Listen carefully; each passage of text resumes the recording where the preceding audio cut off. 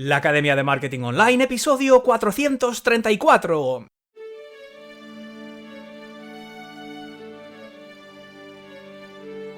Hola, buenos días, buenas tardes o buenas noches y bienvenida a un nuevo episodio de la Academia de Marketing Online.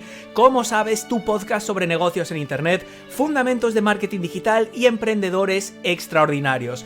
Yo soy Óscar Feito y seré tu chofer particular en este apasionante viaje al mismísimo corazón de los negocios en internet. Un viaje repleto de retos en el que siempre tendrás más preguntas que respuestas y te quedarán más kilómetros por recorrer de los que has dejado atrás en el retrovisor.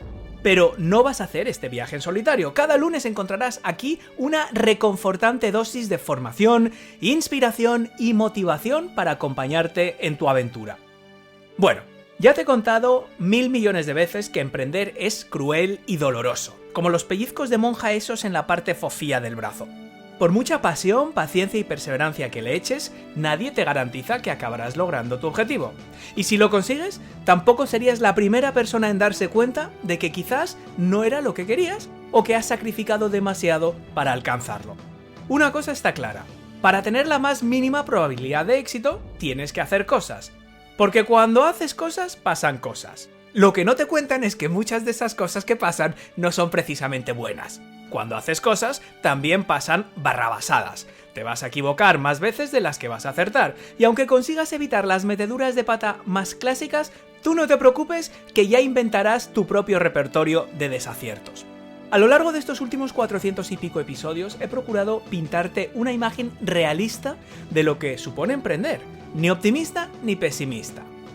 Y aunque los éxitos de nuestros invitados sirven para formar, inspirar y motivar, seguramente sus fracasos son todavía más valiosos. Además, resultan reconfortantes porque en el fondo a todos nos da como gustirrinín ver que el de al lado también tropieza y también tiene sus días malos. ¿Para qué nos vamos a engañar? Hoy nos vamos a centrar en eso, errores y equivocaciones. Y qué mejor persona para hablar de ello que el profesor Error. Para hacerte una idea, el profesor Error es una especie de garrapata del desatino. Quiere decir que tiene un sexto sentido para olisquear errores, engancharse a ellos, chupar hasta la última gota de información y compartirlos para ayudar a otra gente a evitarlos. También tiene una buena colección de fallos propios. Así que, entre lo uno y lo otro, el episodio de hoy será una especie de festival del fallo donde hablaremos de errores sin tapujos. Lo que no es ningún error es Ahrefs, porque sin ellos no estarías escuchando esto. Descubre todas sus funcionalidades gratuitas para planificar tu contenido con cabeza y conseguir más tráfico de buscadores, aunque no tengas ni idea de SEO. Entre www.oscarfeito.com/ahrefs. Y ahora, que comience el Festival de los Errores. Bienvenido a la Academia de Marketing Online, profesor Error, y muchas gracias por estar hoy con nosotros. ¿Qué tal estás? Muy buenas, Óscar. Muy bien y muchas gracias a ti por darme esta oportunidad y el espacio. Bueno, es un honor y bueno, como sabes, yo te sigo desde hace tiempo en Twitter y estás aquí por méritos propios y porque realmente compartes cosas bastante interesantes en torno a todo esto de lo que vamos a hablar hoy, que son los errores, los fallos, los fallitos y las meteduras de pata catastróficas. Vamos a empezar un poco tu aventura empresarial. Tuvo un comienzo muy prometedor. Aunque, visto de otra forma, igual podías haber acabado en un correccional porque a los 10 años montas un casino en el colegio. ¿Alguna lección importante de aquella experiencia en los submundos del AMPA infantil que todavía te resulte útil? Pues sí, antes de nada, más que por méritos propios, estoy aquí por un error, no sé si te acuerdas, porque contactamos esta entrevista y la concretamos a raíz de aquel episodio o de un mail que mandaste donde se te olvidó grabar el episodio porque no le diste al botón. Entonces, una muestra más de que de los errores siempre aparecen cosas positivas. Y por eso digo que tú eres como una garrapata, porque es que te aferras y ahí efectivamente ese email que mandé de una metedura de pata mía de un podcast que había grabado, bueno, creía yo que había grabado y me di cuenta 1 hora y pico después que no. Ahí saltaste tú y respondiste a ese email y ahí surgió un poco la comunicación, aunque yo ya te seguía de antes. Yo tengo curiosidad por ver un poco esto del casino, o sea, te debió de marcar porque fue una de las primeras cosas que me contaste. ¿Aprendiste algo de eso que todavía te quede?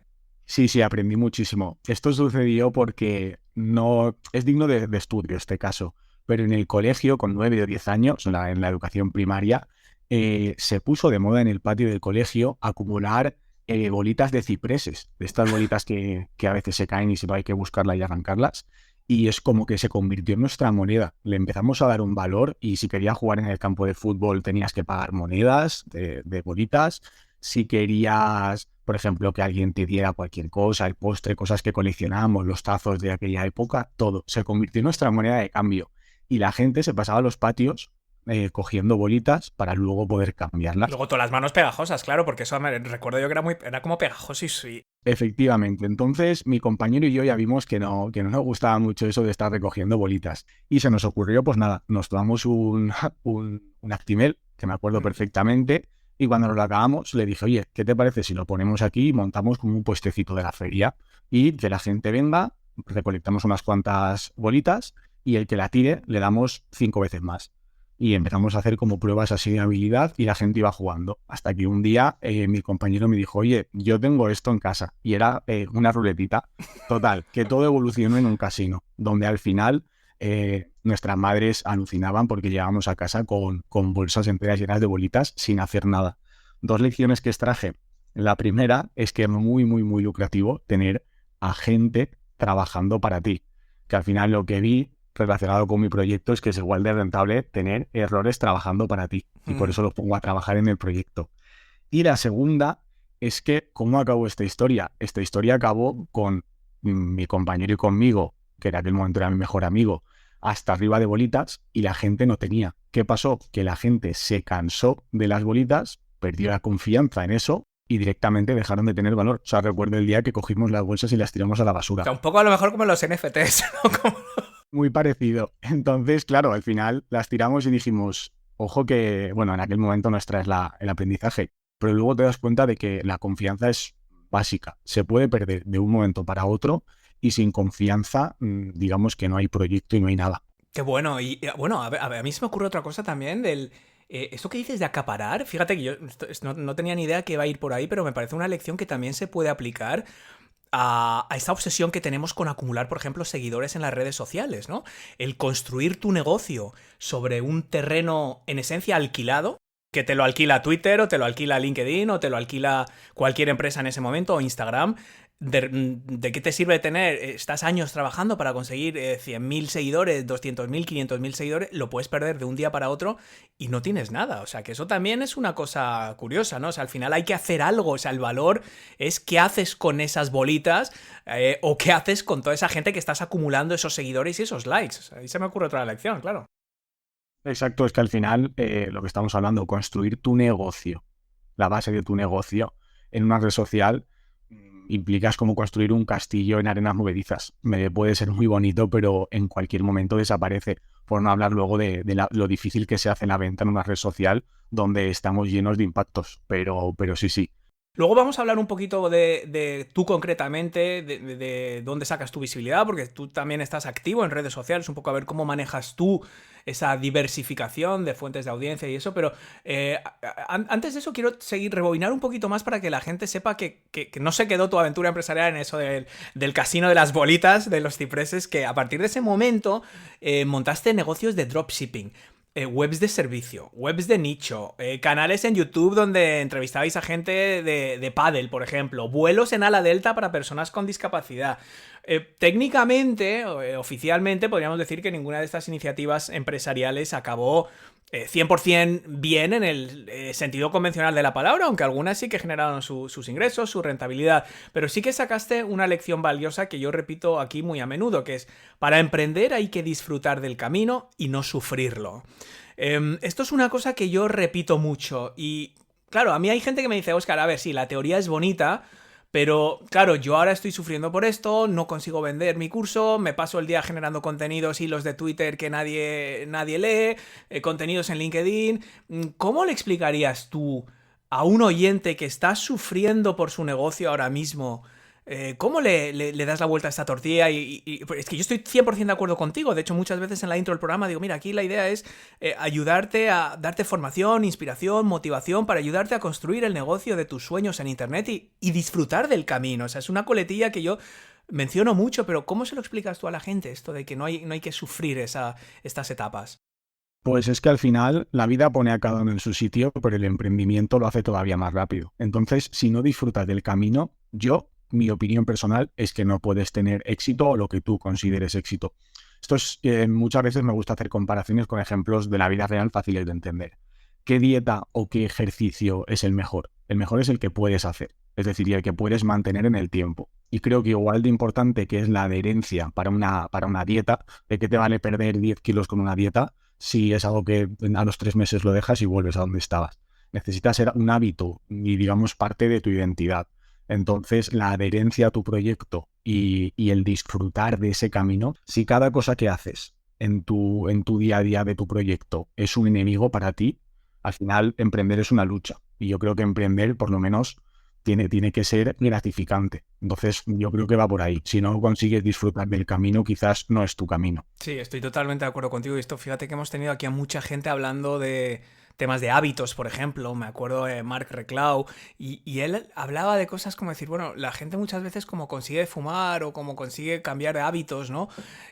No es haciendo ese sufrimiento, ¿no? A palo seco, de decir, ¿sabes? Ahí sudando, de ahí no voy a hacer esto, tal, porque esa lucha cuesta arriba durante tanto tiempo al final es imposible mantener, es sustituyendo hábitos negativos por hábitos positivos, ¿no? Es decir, bueno, pues en lugar de hacer esto, de sacrificarme y no hacer esto, no lo voy a ver así, lo voy a ver, decir, voy a ver esta otra cosa que me gusta, ¿no? Y en el mundo del emprendimiento es verdad que la gente, y de hecho me suena que en la entrevista que te mandé yo a ti, es una de las cosas que menciono, ¿no? Yo lo veo en la gente y dice, joder, yo es que ya cuando tengo un poquito de audiencia, yo ya sí que voy a estar súper ilusionado porque ya sé que la gente me sigue, entonces voy a tener esa confianza. Cuando tienen esa audiencia, dicen, bueno, es que no me sirve nada la audiencia sin ingresos. Cuando tenga ingresos ya sí que voy a estar súper contento y satisfecho, ya voy a picar piedra lo que haga falta, el tiempo que haga falta, porque ya sé que el modelo está validado, ya solo es cuestión de escalar.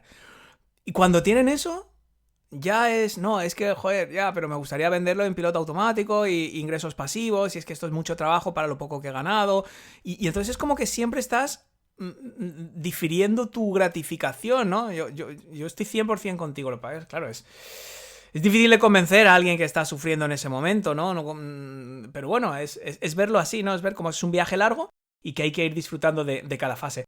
Yo es que ahí lo veo completamente, el que es necesario disfrutar de cada etapa. Si no, al final emprender se hace tan triste como ese niño que solo piensa en ser mayor y que cuando crece solo añora la infancia. Es decir, cada un proyecto tiene etapas y cada etapa es muy disfrutable. Es decir, yo estoy seguro de que muchos de los grandes que han venido aquí añoran un poco o desearían volver a ser principiantes, sí, por todo el abanico de posibilidades que tienes. Yo ahora mismo que estoy empezando, yo disfruto muchísimo de este proyecto, de cada día tengo que cortarme yo mismo las alas de decir, vale, no cometas esta locura porque todos son posibilidades. Entonces cada parte tiene su opción disfrutable y creo que es eso lo que hay que ver. Ese es un enfoque correcto y yo de hecho muchas veces se lo decía a la gente, digo, mira, en cada etapa de tu negocio hay cosas que puedes disfrutar y que solo vas a poder disfrutar en esa etapa. Por ejemplo, responder a cada email, a cada persona, tomándote todo el tiempo que quieras. Yo muchas veces miro atrás y digo, ¿cómo diablos tenía yo tiempo de hacer cada semana 2 podcasts, un vídeo en YouTube,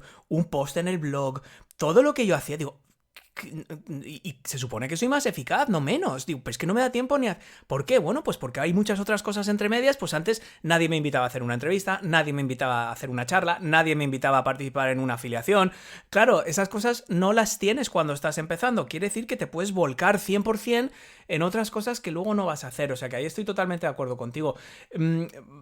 Otra lección que tú extrajiste de todas esas peripecias empresariales es que el error es la principal fuente de aprendizaje, ¿no? Y, oye, pues no hay mal que por bien no venga, ¿no? Porque eso al final te llevó a montar tu actividad actual, este avatar del profesor error, bajo la premisa de que otra cosa que dices que me gusta mucho, de hecho creo que lo dices en el documento, en el lead magnet que tienes cuando te descargas, dices, la mente no es un recipiente por llenar, sino un fuego por encender. En tu caso concreto, ¿de dónde sale tu audiencia ahora mismo? ¿Y cuál es tu modelo de negocio hoy por hoy? O sea, cuéntanos un poco estas dos vertientes, o si no estás monetizando todavía, o lo que tienes previsto hacer. Danos un poco esa visión de las dos principales patas de tu audiencia, de lo que es la audiencia y lo que es la parte de monetización. Vale, y ahí yo el embudo lo tengo, es súper sencillo. La audiencia surge única y exclusivamente de Twitter. allí comparto todo el contenido Vale. y de allí me los llevo, lo que hemos hablado, Sí. a mi casa y a lo que es mi negocio, que es la newsletter. Entonces digamos que la fase de captación es Twitter, que te digo aquí en exclusiva que va a empezar a ser YouTube también. Todos los grandes están empezando a subir vídeos a YouTube, estrategias de shorts y demás. Entonces, de momento solo Twitter. Luego la fase de cualificación la hago en mi newsletter, donde además de entrevistas también mando mails. Y luego al final la venta se produce también en mi newsletter. Entonces, el proyecto ya se ha monetizado y es lo que hablábamos. No es rentable como tal, pero sí que me he demostrado a mí mismo que es viable. Entonces el embudo es muy sencillito, pero la verdad es que bastante eficaz. Es que los embudos sencillos todos los embudos tienen que ser sencillos. Es decir, tú captas audiencia, la fidelizas o la nutres y la monetizas. Luego, pues eso es el embudo, ya está. Luego tú lo puedes complicar de mil maneras. Es decir, lo que tú hagas en cada una de estas fases puede ser tan sencillo como Twitter o YouTube o LinkedIn o Instagram, de ahí a una lista, de una lista a una serie de emails y luego vender o un infoproducto o 1000 o cosas muy complejas o mentorías pero lo que quiero transmitir episodio tras episodio a la gente es que el modelo es el mismo, el sistema, la mecánica es igual. Y otra cosa es que en un momento dado podamos jugar con distintas piezas y haces bien en diversificar por lo que hablábamos antes. Twitter hoy por hoy es una plataforma que es muy inestable. Bueno, todas las plataformas lo son. TikTok ahora ya dicen que en Estados Unidos lo van a hacer. Es inminente el cierre. Entonces, diversificar la audiencia está muy bien y van a surgir otras y va a haber otras. Respecto a la monetización, ¿tú te planteas la prestación de servicios, infoproductos propios, afiliación? ¿Cómo tienes esa idea montada? Bueno, pues esto lo tengo bastante claro. Yo en principio, y nunca hay que decir nunca, pero en principio servicios y mentorías no me gustaría prestar.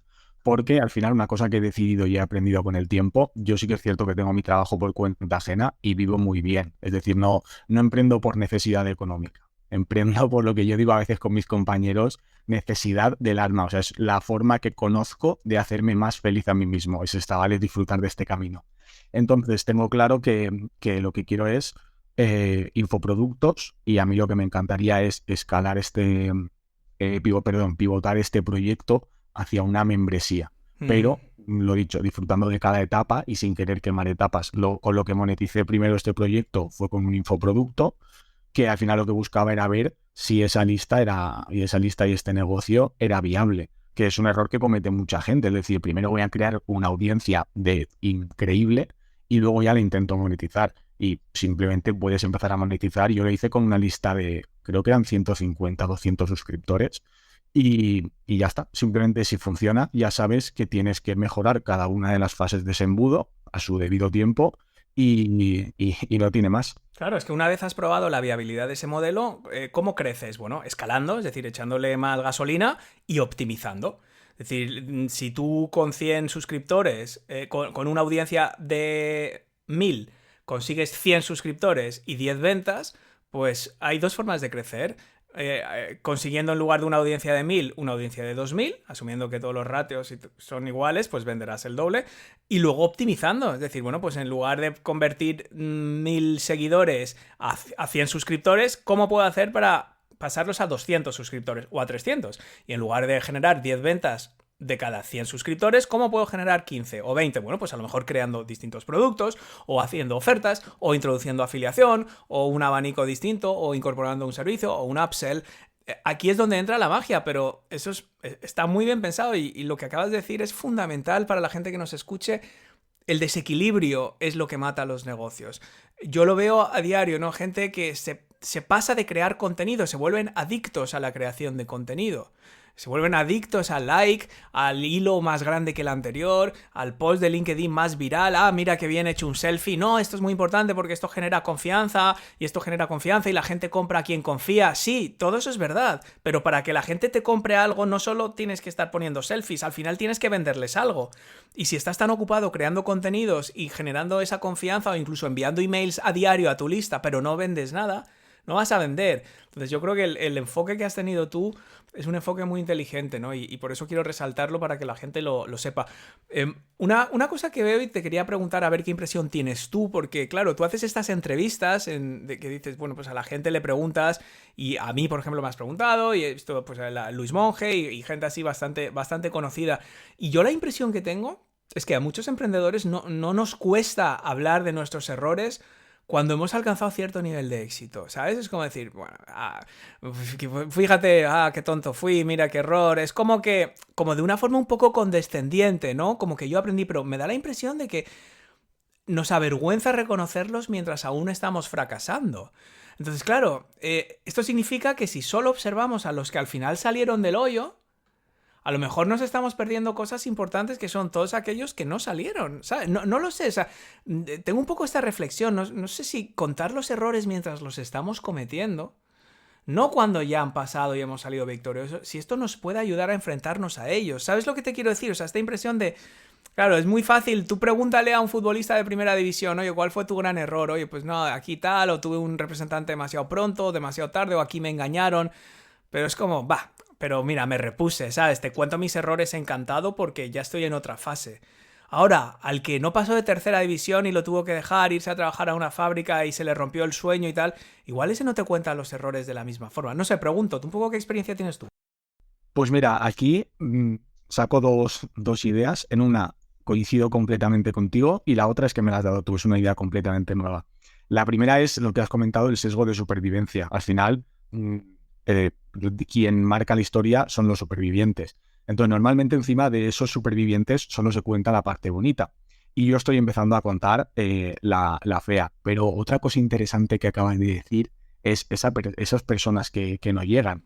Y Claro. eso, el otro día publiqué algo y estoy buscando a personas que hayan quebrado una empresa o un proyecto. O sea, no gente exitosa que cuente sus errores, sino alguien que la haya cagado tanto que no se haya podido sobreponer a ese error, porque esas cagadas son todavía más importantes, son las que sí o sí no debes cometer. Y Sí. luego, además de eso, por otra parte, la idea de contar el fallo o el error mientras está sucediendo es muy complicado, porque al final el error tiene una connotación negativa. De hecho, en la introducción lo has dicho muy bien, que hoy se va a hablar de los errores sin tapujos, y es porque tiene ese pequeño halo de negatividad, básicamente porque desde el sistema educativo normalmente se propone un modelo ideal, lo que hay que alcanzar en un examen, en un contenido, y se van puliendo los errores, pero penalizándolos. Y es muy difícil emprender y que cuando algo te sale mal, tu entorno te diga, ostras, sí que has aprendido. No, te dicen, te lo dije, mira el tiempo que has invertido, mira el dinero. Entonces, me parece súper interesante lo que has comentado de tener la posibilidad de hablar de esos errores en el momento, cuando aún no los has superado. Es difícil, claro, es difícil, pero lo que me preocupa es eso, ¿no? Es que si estamos leyendo en tu... Por ejemplo, en tu newsletter, que está muy bien, o sea, o sea, entiéndeme, es muy valioso, o sea, no lo estoy criticando en absoluto, al contrario, porque estás aprendiendo esos errores de la gente, pero claro, siempre te preguntas, vale, y es que por cada uno de estos, que luego al final, incluso lo que dices de quebrar empresas, mira, tal cual, me viene a la cabeza David Díaz Robisco. No sé si conoces a David Díaz Robisco, pero es consultor de LinkedIn, es un tío buenísimo y me suena, igual luego me escucha y me dice, ¿pero qué dices? Yo no he quebrado ninguna empresa. Juraría que sí. Literalmente quebró, o sea, la cerró, pero ahora le va bien. Entonces, claro, seguro que ahora está encantado de hablar de eso porque es otra etapa. Pau García Milá. Pau García Milá estuvo hace poco aquí. Tiene como 1 millón de seguidores en TikTok, ¿eh? No te lo digo figurativamente. 1 millón. Entre unas redes y otras, 1 millón. Y bueno, este vendió iOS a Telefónica y fue un éxito y tal. Y luego montó 6 o 7 empresas. Y él me lo contaba en la entrevista. No funcionaron. Y dice que fueron errores que ellos cometieron. Y es así, yo te digo, mi primera empresa, la que vendimos, si la hubiéramos vendido 2 años antes, hubiéramos ganado literalmente 10 veces más. O sea, mogollón de errores, pero claro, si yo ahora estuviera en la cola del paro buscando trabajo, no sé si me recrearía cuando tú me escribes, cuéntame los errores que cometiste. No lo sé. Pero bueno, es un tema interesante. Yo una cosa que quiero hacer aquí es también entrevistar a gente que haya dejado el emprendimiento. Es decir, para mí es muy importante gente como tú, o gente como tuvimos hace varias semanas a Alex Maese, que trabajan por cuenta ajena, por una cosa fundamental que tú has dicho, que es no es emprender por dinero porque estoy contra la espada y la pared, porque no tengo otro sitio donde caerme muerto, tengo 50 años y no me contratan en ningún sitio, que también hemos tenido. A Salva, por ejemplo, de Foro Salvaje, le despiden con 30 años, no consigue trabajo, no le queda más remedio. Pero lo que haces tú, y lo que hace Alex Maese, por ejemplo, es por gusto, por tener algo donde mandas tú, por poder tener esa libertad, por crear algo, plantar esa semillita y ver hasta dónde llega. No hay una sola forma de hacerlo, ¿no? Pero también hay gente que ha hecho el camino opuesto. Y no pasa nada. Gente que ha emprendido, que han sido consultores, han prestado servicios, han montado empresas y han vuelto a trabajar para terceros. Y tendremos a gente aquí próximamente, y si todo va bien, dentro de muy poco, para que nos cuenten eso sin tapujos, ¿no? Y sin eso. Pero al final no hay un solo modelo, ¿no? No, no, tal cual. Y creo que tampoco hay que idealizar el emprendimiento, que parece que sea la panacea y es algo muy complicado. Y lo que has dicho, hay mucha gente que toma el camino inverso. Igual que alguien que respeto muchísimo me dijo hace poco que emprender cuando tienes un trabajo por cuenta ajena es muy difícil y que o acabas dejándotelo o el emprendimiento fracasa. Porque de la misma manera que el que comentábamos ahora mismo, que si no disfrutas del camino se hace muy cuesta arriba, al final, aunque disfrutes, siguen habiendo cuestas. Y que es muy posible que cuando esa cuesta sea muy pronunciada, acabes refugiándote en tu trabajo por cuenta ajena y abandones el emprendimiento.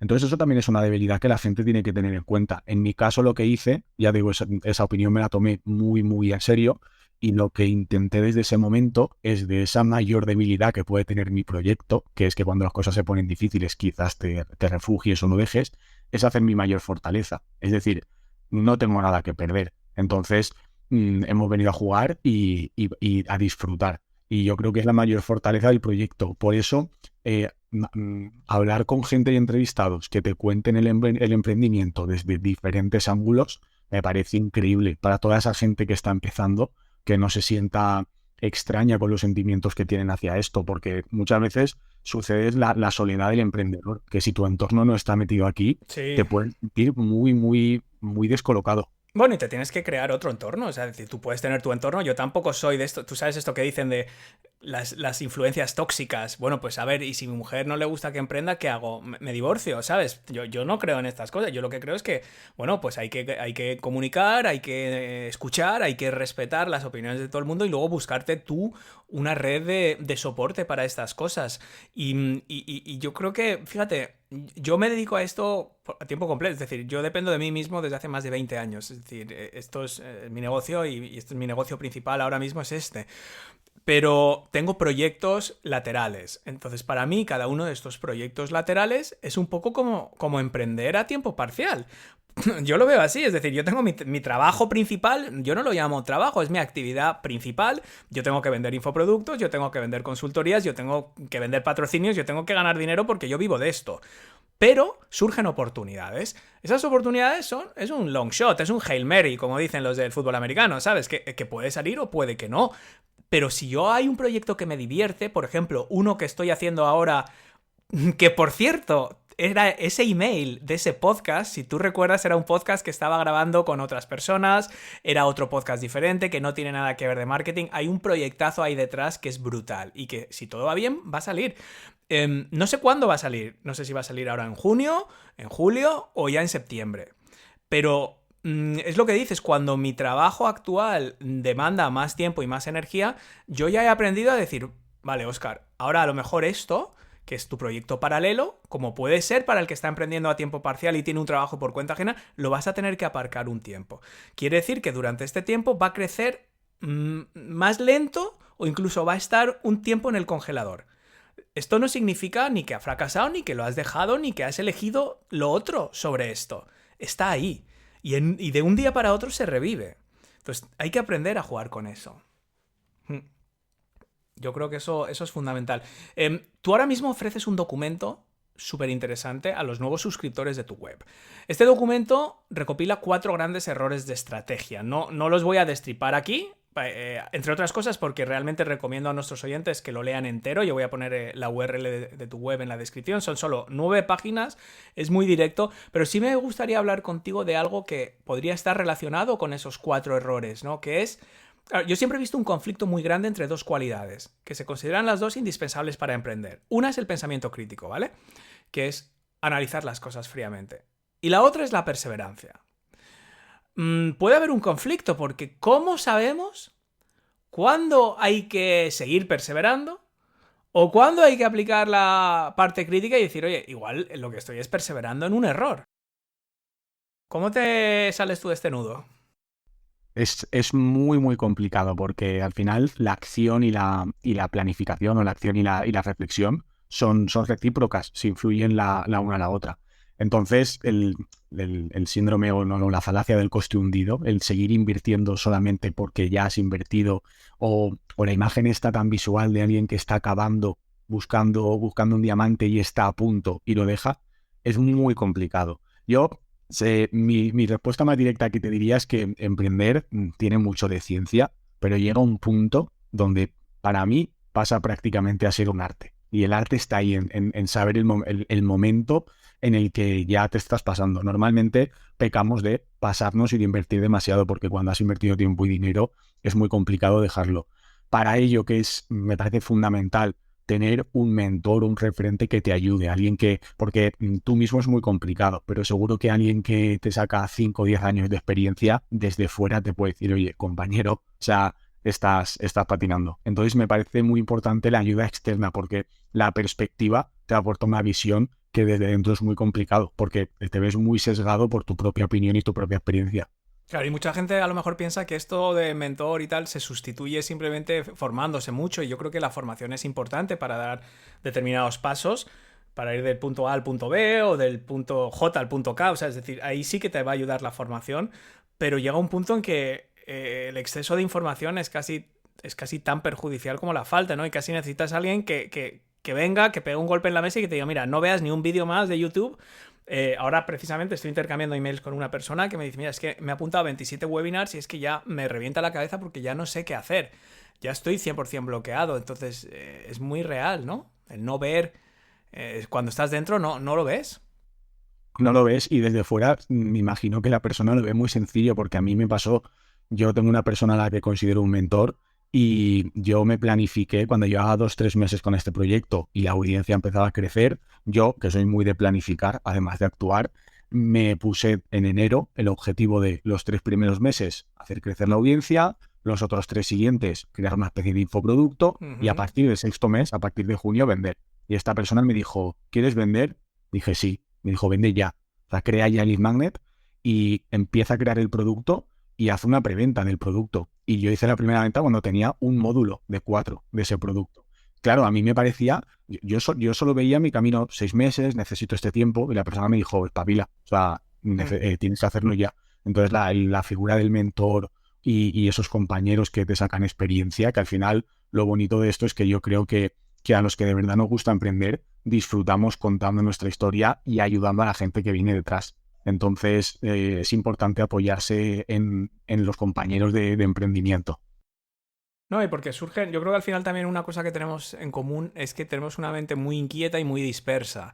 Y esto quiere decir que nos gusta o sea, no encerrarnos en nuestro mundo, ¿no? Y yo veo cosas ahora, pues por ejemplo, la inteligencia artificial, y veo gente haciendo software, y veo mil oportunidades. Entonces también colaborar con otra gente, aunque sea a título de, oye, pues un mastermind, de gente que está haciendo cosas distintas en sectores distintos, pues un psicólogo, un coach, un no sé qué, alguien que desarrolla software, un diseñador web o una, yo qué sé, abogada online, cosas de estas, es como que tienes una patita metida te amplía el campo de visión, ¿no? Y no solo haces ese tipo de relaciones, que luego surgen todo tipo de colaboraciones.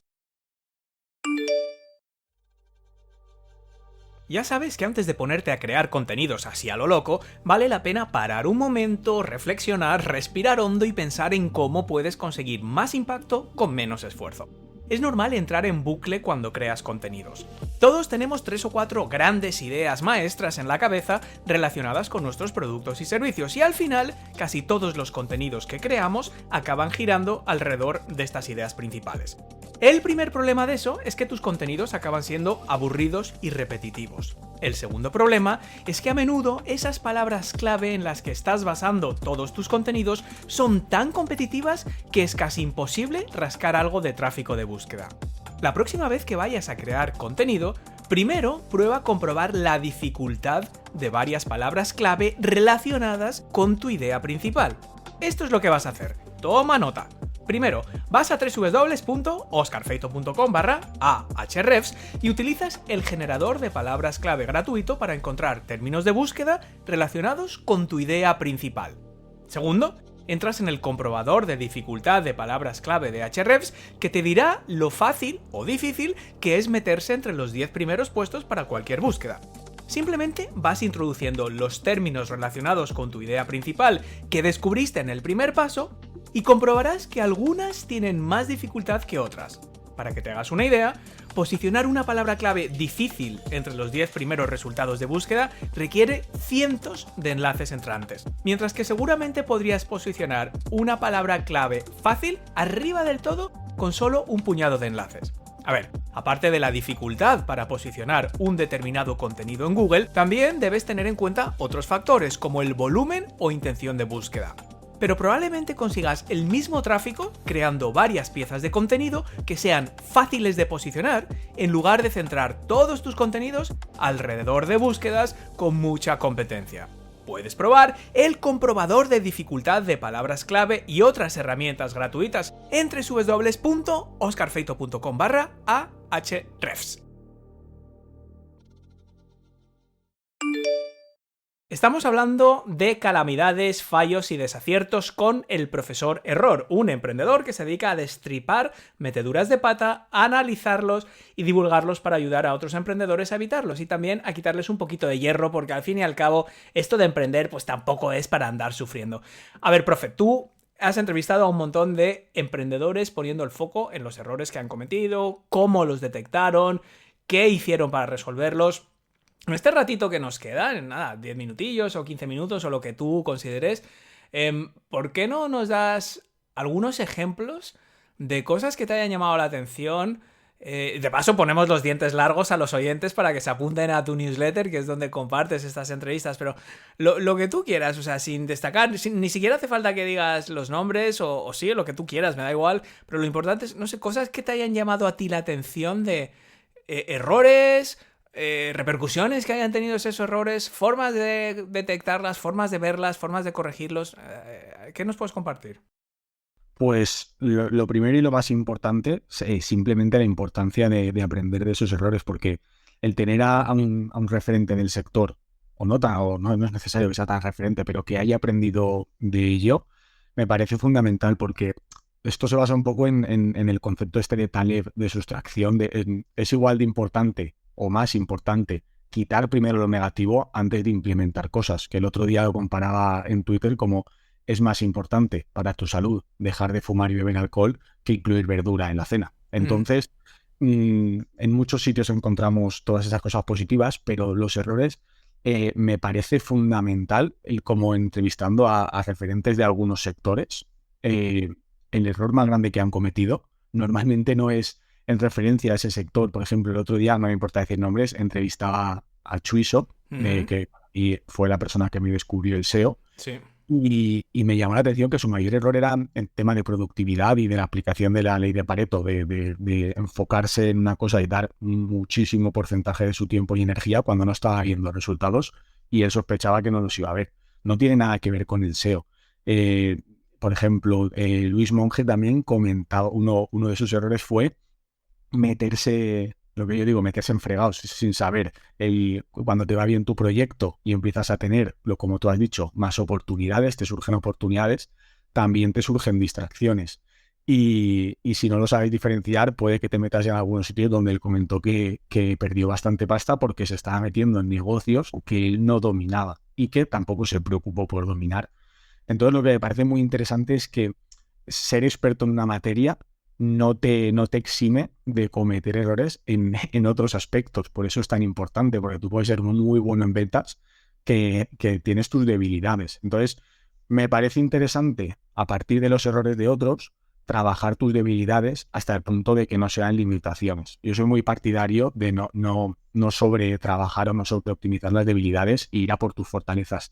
Pero todo esto yo creo que te puede ayudar a esas debilidades, dejarlas a unos niveles donde no, al final no te acaben frenando o lastrando. Lo que yo digo, que el emprender es una carrera de fondo, una maratón, y no aprender de los errores de otras personas es como ir con unas zapatillas de plomo. Y en cambio, al revés, si aprendes de ellos, es que no empiezas desde la línea de meta, empiezas desde mucho más delante.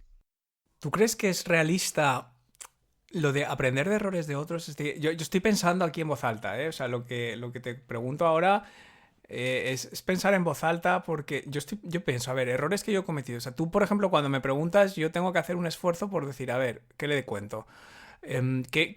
¿Cómo puedo vocalizar esto, no? Porque muchas veces es casi, para mí, lo de aprender de los errores no es como una conversación que tengo, que lo escribo en mi querido diario, hoy he hecho esto, ¿sabes? Y como que tengo ahí un repositorio de errores que consulto.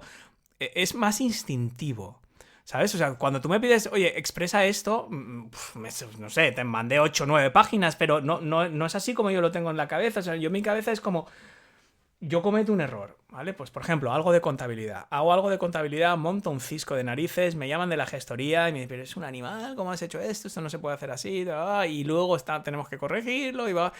Vale, yo eso no me estoy recreando, no lo escribo en mi diario, no tengo un, ¿sabes? Pero es como que se me activa algún músculo en la cabeza que la próxima vez que tengo que hacer una factura al extranjero o contabilizar algo, o en este caso, por ejemplo, ¿no? Porque, bueno, pues se cometen errores en esto, se cometen errores en aquello, ¿no? Es como que se te saltan ya luces en la cabeza, ¿sabes lo que te digo? No es como algo consciente, es como la bicicleta, pero para mí esto, que alguien me lo cuente, si alguien me cuenta, oye, Óscar, mira, tienes que tener cuidado con la gente que te escribe, pues, emails así muy tal, porque al final te lían y te lían y te lían y te lían y al final te vas a meter y por hacerles un favor, vas a acabar haciendo algo que no quieres. Y digo, vale, pues gracias por el consejo, por un oído me entra y por el otro me sale. Y probablemente yo no sepa ver que me estoy metiendo en ese mismo fango, a no ser que me haya pasado. Pero cuando a mí ya me ha pasado, cuando ya me he metido en un lío con alguien por no decir, por ejemplo, no decir que no a tiempo. Oye, Óscar, que vente a tal, vamos a hacer un evento, nada, vienes, dices 5 cositas, vale, sí, ya te comprometes. Las 5 cositas, luego oye, una presentación de 1 hora, y luego un cóctel, y luego un networking, oye, quédate aquí y modera esta mesa. Y luego, ¿sabes? Hasta que eso no me pasa a mí, me resulta difícil aprender de los errores de otros. No sé qué opinas de esto, o sea, hasta qué punto realmente podemos interiorizar un error que nos cuenta alguien, porque claro, lo que me cuentas de Luis Monge, lo entiendo, pero a lo mejor yo mañana me meto en el mismo error, aunque me lo hayas contado hoy, porque al no haberlo cometido yo, o sea, por eso me pregunto así en voz alta, ¿hasta qué punto realmente podemos aprender de los errores de otros? Claro. Aquí yo lo que diferenciaría mucho es aprender de tus propios errores y de los de otros. O sea, es innegable que aprender en tu propia piel es lo más potente que hay. Pero espera, porque hay mucha gente que comete el mismo error 7 veces. O sea, que ni siquiera cometerlo tú mismo te garantiza aprender. Yo, de hecho, tengo muy claro el mecanismo por el que yo aprendo de mis errores. Y yo no tengo un diario como tal, pero sí que tengo un proceso que hago, si quieres te cuento. Pero, entonces, lo más potente es eso. Al final, que otro te cuente sus errores te puede servir para elegir tú los tuyos propios. Es decir, te pongo un ejemplo que me pasó el otro día. Estoy lanzando un proyecto paralelo y estoy haciendo muchas cosas que a mí pues no me gustan. A mí, por ejemplo, sí que me gusta de mi proyecto actual escribir mails, crear contenido, interaccionar con la audiencia, pero lo que es el diseño web a mí no me gusta. No quiero subcontratarlo, entonces estoy diseñando. ¿Qué pasa? Que me di cuenta de que le estaba dedicando bastante tiempo y enseguida me vino la entrevista esta que te he comentado de Chuiso, que por eso seguramente me haya venido ahora a la cabeza. Y dije, ostras, tío, le estás dedicando un tiempo muy grande sin saber si va a funcionar. Vamos a hacer el 80-20, dedícale un 20% del tiempo y si empiezas a ver resultados, ya entras con todo.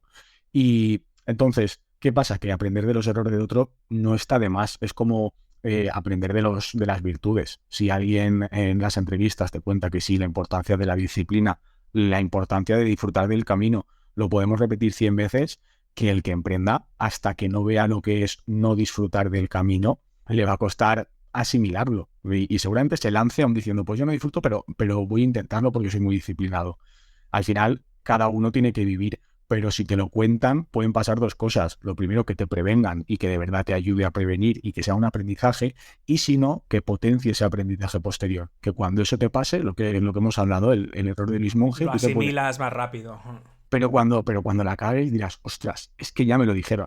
Tiene sentido porque estás más alerta. O sea, ¿cuántas veces nos han dicho, oye, no te pases meses creando un producto o creando un infoproducto si no sabes si va a haber demanda, ¿sabes? El 80-20, el medir resultados, ¿sabes? Es decir, tío, a ver, si haces un podcast, haces un YouTube, haces un post en LinkedIn, haces un hilo de Twitter, haces todo eso todas las semanas, ¿cuál es tu 80-20? Yo creo que a todo el mundo le suena un poco, pero yo creo que tiene que haber ese batacazo que un buen día digas, joder, es que estoy ganando cada vez menos, estoy dedicando cada vez más horas y de repente algo debo estar haciendo mal. Entonces yo creo que sí que si te tomas esa molestia de aprender de los errores de los demás o por lo menos ser receptivo a cuando otra gente, por ejemplo, en tu newsletter los compartes y los cuentas, te va a ser luego mucho más fácil detectar tu error antes de que sea tarde. Lo vas a cometer igual, seguramente vas a perder tiempo creando contenidos, vas a perder tiempo sin medir los resultados, vas a perder tiempo estando todas las cosas que hemos hablado, pero si por lo menos ya te suenan esas cosas,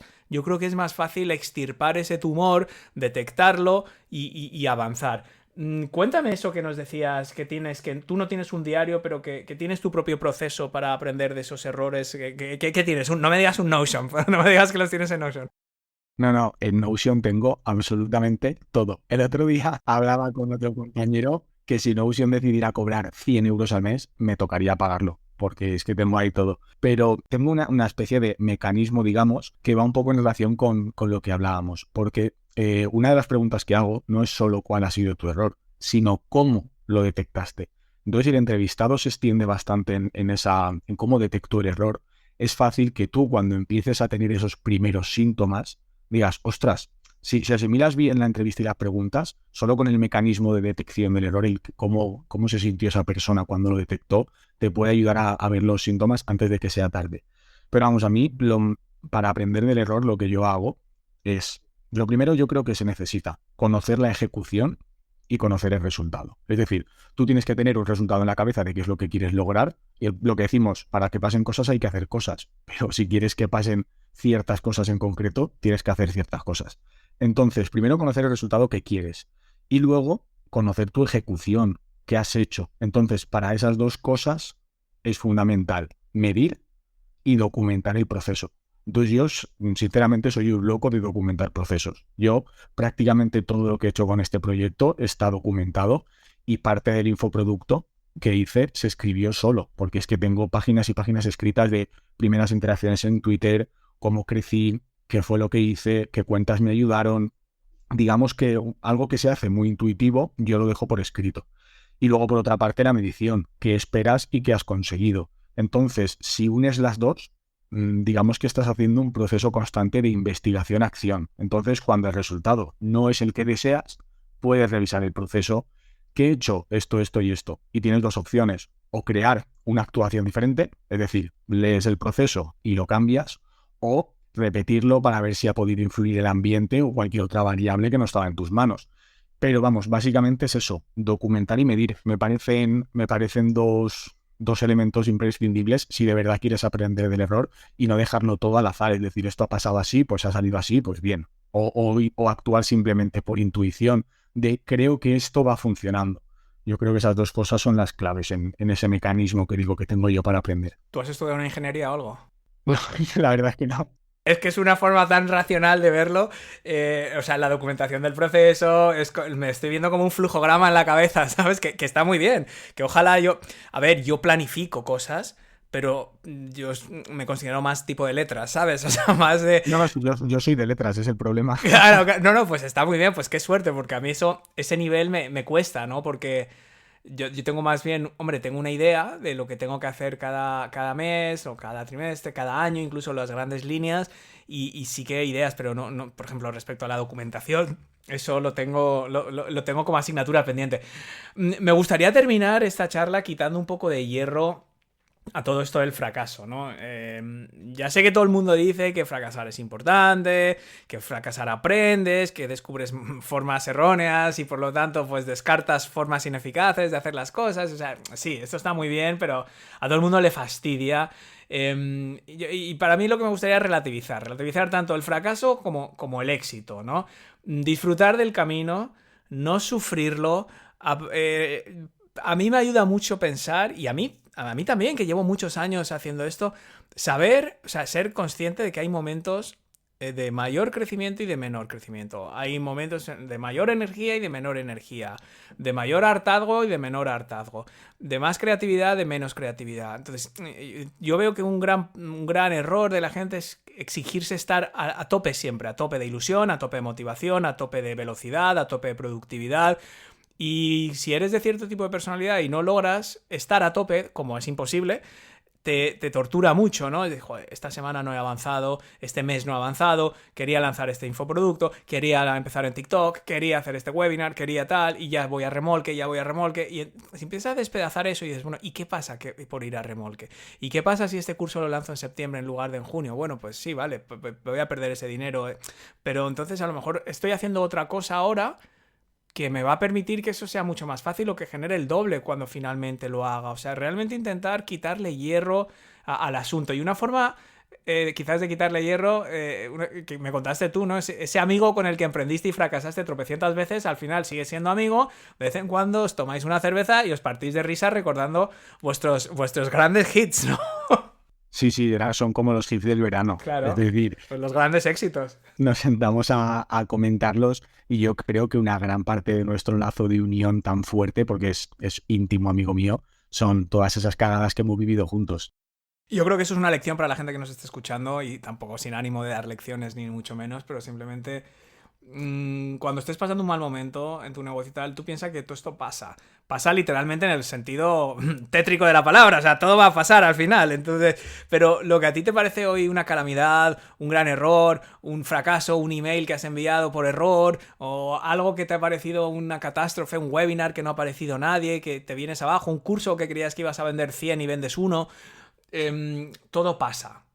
O sea, al final pasa y llegará un día, por difícil que te parezca ahora, que te rías de eso o que simplemente se te haya olvidado por completo. O sea, yo ha habido días de decir, no voy a poder, incluso días de no dormir por algo que ha pasado, por una inquietud, por un problema, por una preocupación, decir, parece el fin del mundo y a los 2 o 3 días ya nunca más me he vuelto a acordar de esto. O sea, cosas pues desde alguien que te hace una crítica hasta las 1000 cosas que nos preocupan, ¿sabes? Desde un pseudo fracaso o problemas que hayamos tenido o con empleados o en el trabajo, o con inversores o con socios. Y ahora o me río o me he olvidado por completo.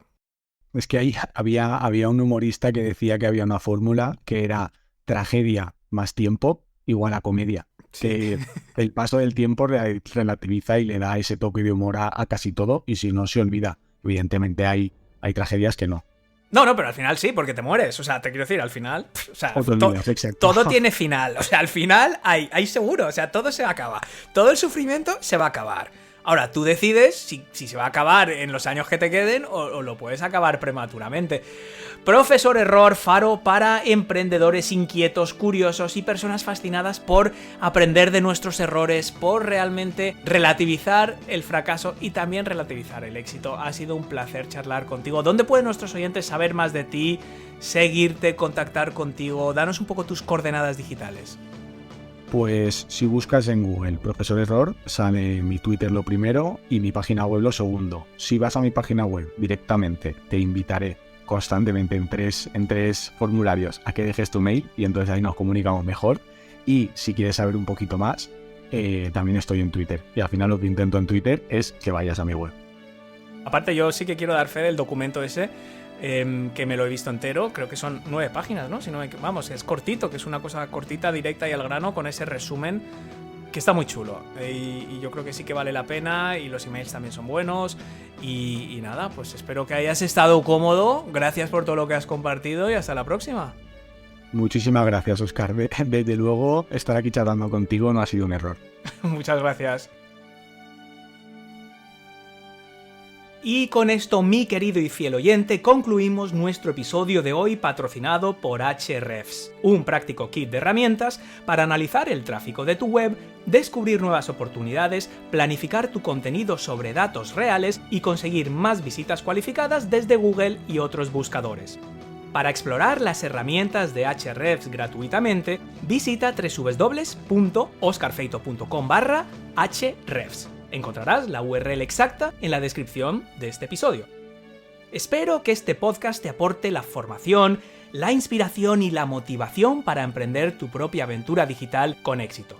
Y si te gusta la Academia de Marketing Online y te apetece aportar tu granito de arena, ya sabes, te estaría súper agradecido si pudieras dejarme una valoración positiva en tu herramienta de podcast favorita y compartir este episodio para que entre todos podamos seguir formando, inspirando y motivando a más emprendedores y emprendedoras en todo el mundo.